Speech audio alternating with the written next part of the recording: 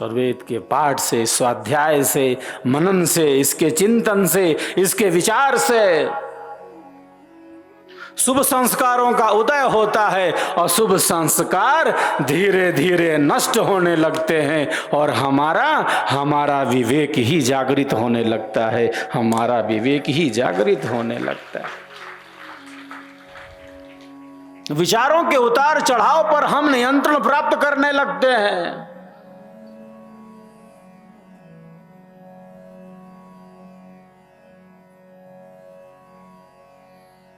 कौन सा विचार उपयोगी है और कौन सा विचार उपयोगी नहीं है,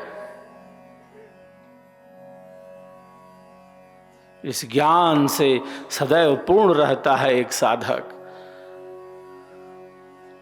कोई भी विचार उसके अध्यात्म पथ में बाधा उपस्थित नहीं कर सकते।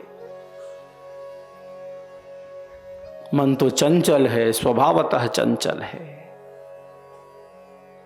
हठी है, दुराग्रही है।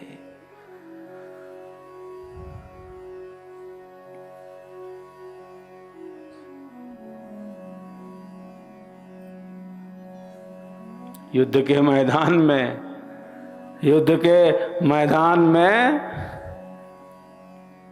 वीर धनुर्धर अर्जुन हताशा, निराशा, कुंठा, अवसाद से भर जाता है।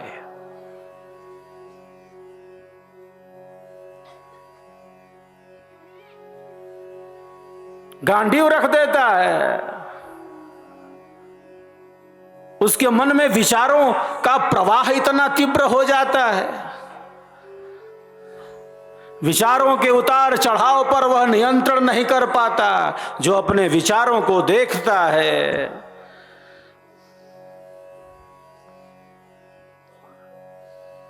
वही अशुभ विचारों से, अपवित्र विचारों से अपने को मुक्त कर लेता है।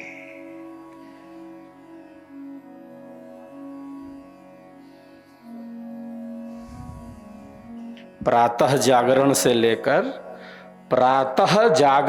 लेकर रात्रि शयन तक, प्रातः जागरण से लेकर रात्रि शयन तक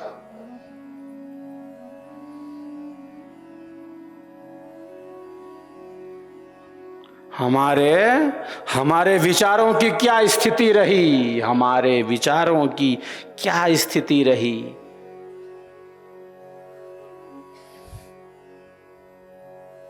प्रातः जागरण से लेकर रात्रि शयन तक हमारे मन की स्थिति क्या थी, हमारे विचारों की स्थिति क्या थी, हमारी बुद्धि की क्या स्थिति थी, कब कैसे विचार आए।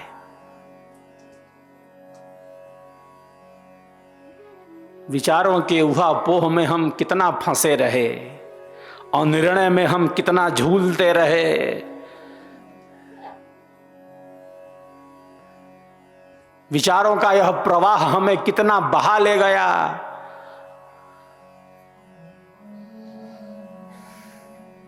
कब कैसे विचार कितने क्षण तक थे, कब चले गए।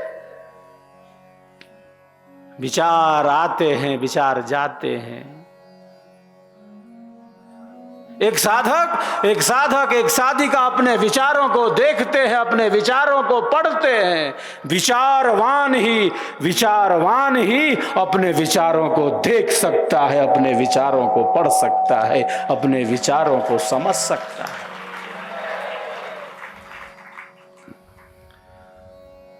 जो बस विचारों के प्रवाह के साथ बहता जा रहा है, वह अशुभ अपवित्र विचारों से कैसे अपने को मुक्त कर पाएगा। कोई भी विचार आए और उसे बहा ले जाए।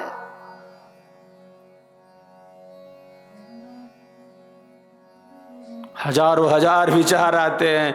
वैज्ञानिक बतलाते हैं 60,000 विचार करता है एक दिन में एक मनुष्य। 60,000 विचार करता है।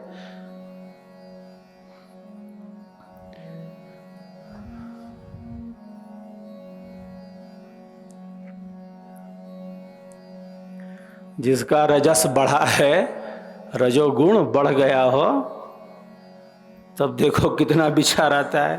तो 70,000 तो नहीं हो गया।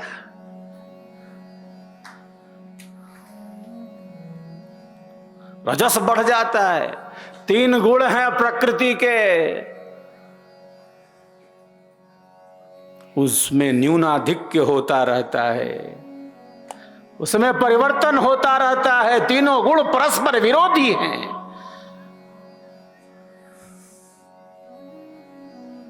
इसीलिए हम प्रार्थना में गाते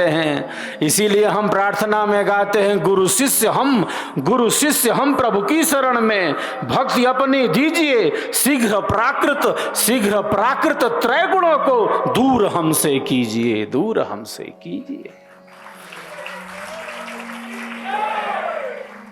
ये त्रय गुण है, ये 3 गुण हैं। जब प्रकृति का रजस बढ़ जाएगा, रजोगुण, तो विचार बड़े डमाडोल हो जाते हैं। जैसे सत्व कम हो गया, रजस बढ़ गया, चंचलता बढ़ गई, और जो सात्विक वृत्ति है वो दब गई। किससे? रजस से, चंचलता से, प्रकृति के गुण से।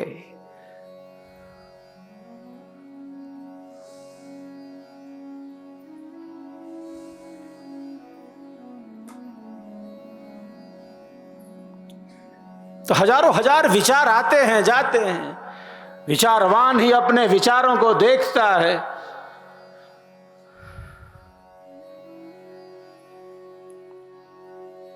निरीक्षण करता है। विचार ही हमें सुखी बनाते हैं, और हमारे जो विचार हैं वही हमें दुखी भी बनाते हैं।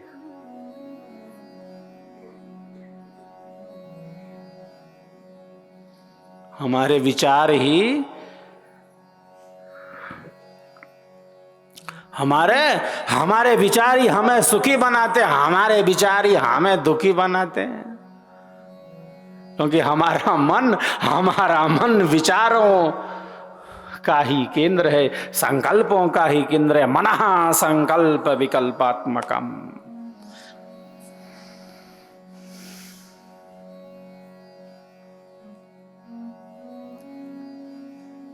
मन में बड़ी परतें हैं, सूक्ष्म परतें हैं हमारे मन में।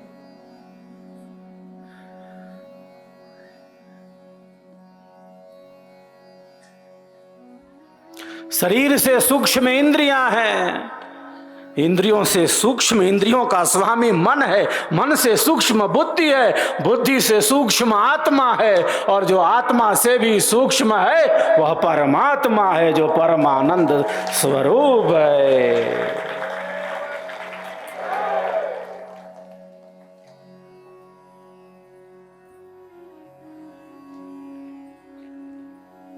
तो अर्जुन कहता है कि मन बड़ा चंचल है। कोई भी तो नहीं कह रहा है कि मन चंचल है। कौन कह रहा है? ये वीर धनुर्धर बोल रहा है कि मन चंचल है। कोई भी तो नहीं कह रहा है कि मन चंचल है, उसकी बात मान ली जाए। ये वीर धनुर्धर वो बोल रहा है कि मन चंचल है। हे प्रभु, मन बहुत चंचल है। जैसे कोई कहे कि मैंने हवा को रोक लिया हो। ये कौन है अर्जुन? ये वही अर्जुन है, ये वही अर्जुन है जो बाल्यकाल से ही इतना प्रतापी था, इतना एकाग्र था, जो बाल्यकाल में कहता गुरुवर मुझे केवल चिड़िया की आंख दिखलाई दे रही है, मुझे केवल चिड़िया की आंख दिखलाई दे रही है। इतना एकाग्र था वो। कोई कह रहा है कि मुझे पेड़ पर पत्ते लगे हैं, किसी को फूल दिख रहा है, पुष्प दिख रहे हैं, डालियां दिख रही हैं, पेड़ पर फल आए हैं, वो फल दिख रहे हैं। कोई इधर उधर देख रहा है, भटक गया हो जैसे। अर्जुन क्या बोलता है? अर्जुन बोलता है गुरुवर मुझे और कुछ नहीं, मुझे केवल चिड़िया की आंख दिखलाई दे रही है। इतना जो बाल्यकाल से एकाग्र था,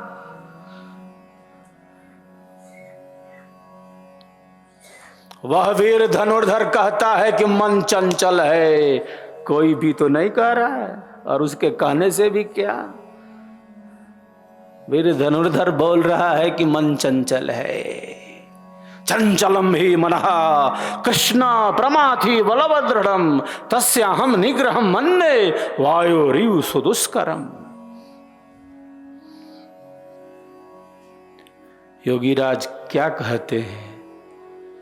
असंशयम महाबाहो, असंशयम महाबाहो मनोदनिग्रहम चलम अभ्यासेन तु कौन्तेय वैराग्येण च गृह्यते।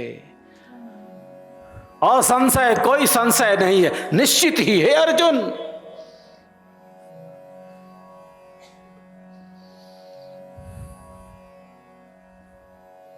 मन हठी है, दुराग्रही है, प्रमथन वाला है, लेकिन अभ्यास और वैराग्य के द्वारा इस मन को नियंत्रित किया जाता है, नियंत्रित किया जा सकता है।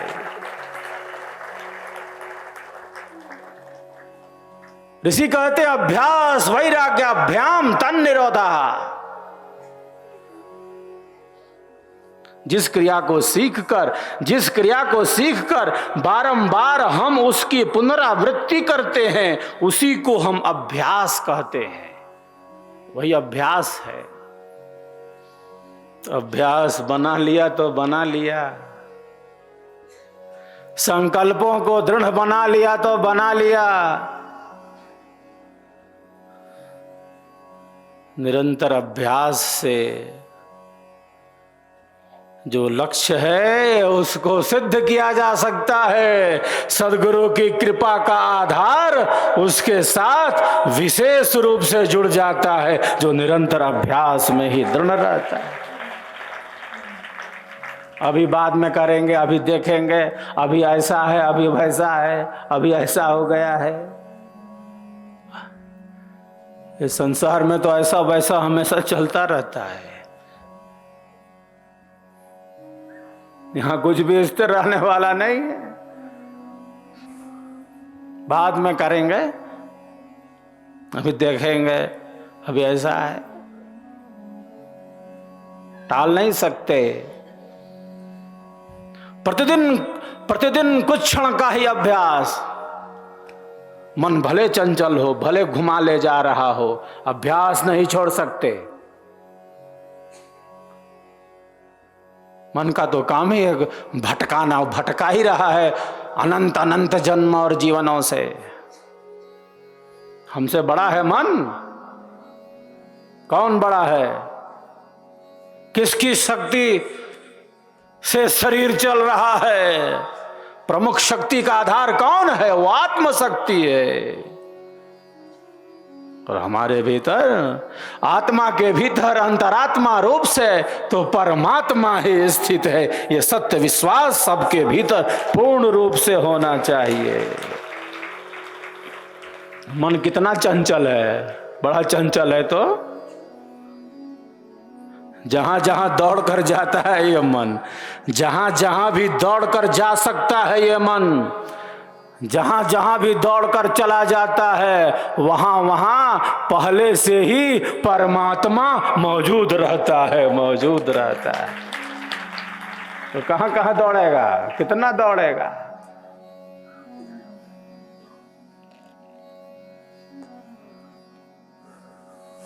पंच विषय गो अर्थ है, पंच विषय गो अर्थ है। एक संग नहीं भीन, मन सत्ता एक वस्तु है। यह मन कर है लिंग।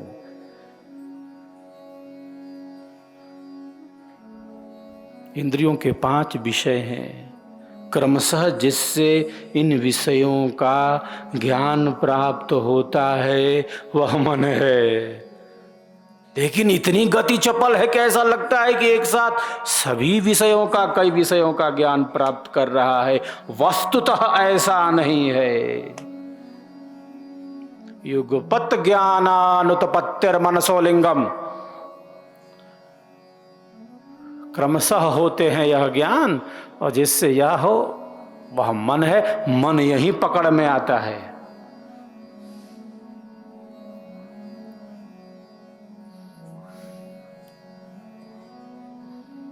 कुछ क्षण की भी एकाग्रता हो रही है, कुछ सेकंड्स के लिए भी हम अपने चेतना को स्थिर कर पा रहे हैं।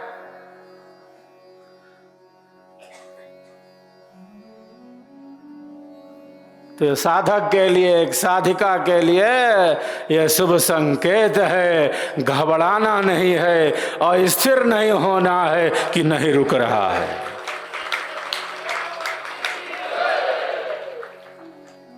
घबरा के ये नहीं छोड़ना कि अब का करी, तो रुकता नहीं, कहता छोड़ दा।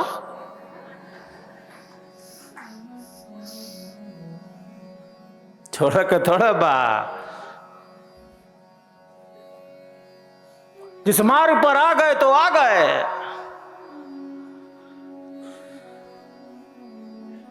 हमारा जो काम है वो हम कर रहे हैं, मन का जो काम है वो कर रहा है। कब तक करेगा?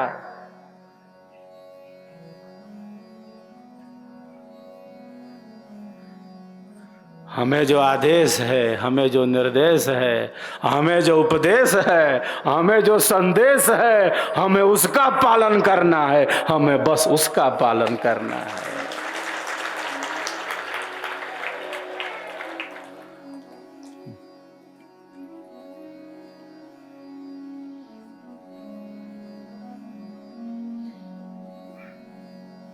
निरंतर अभ्यास से, बार बार अपने श्रेष्ठ संकल्पों की पुनरावृत्ति से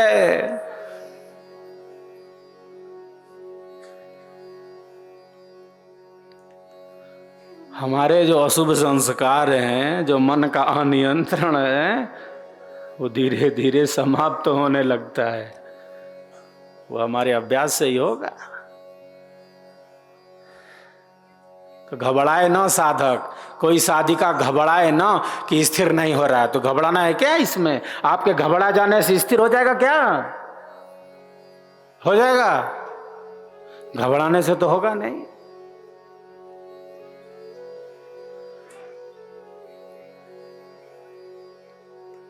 चिंता करने से भी नहीं होगा। क्या करें अब? ऐसा सोचने से भी नहीं होगा।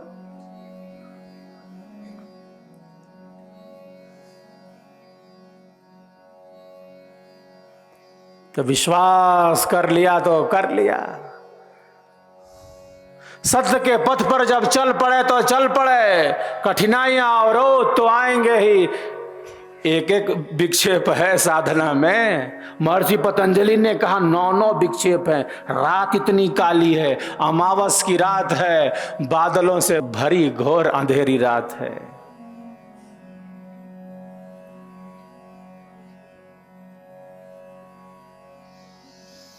ये मार्ग कैसा है? ऋषियों ने कहा कि ऐसा है जैसे मानो तलवार पर चलने के समान हो। छुरस्य धारा निशिता दुरत्तया दुर्गम पथस्तत् कवयो बदंती। अध्यात्म का मार्ग वीरों का मार्ग है। अध्यात्म का मार्ग पुरुषार्थियों का मार्ग है। अध्यात्म का मार्ग साधकों का मार्ग है, साधिकाओं का मार्ग है। ये वीरों का मार्ग है। धैर्य धर्म का प्रथम अंग है। धैर्य। अधीर नहीं हो सकते। हताशा निराशा में नहीं जा सकते। जीवन आनंददायी बने।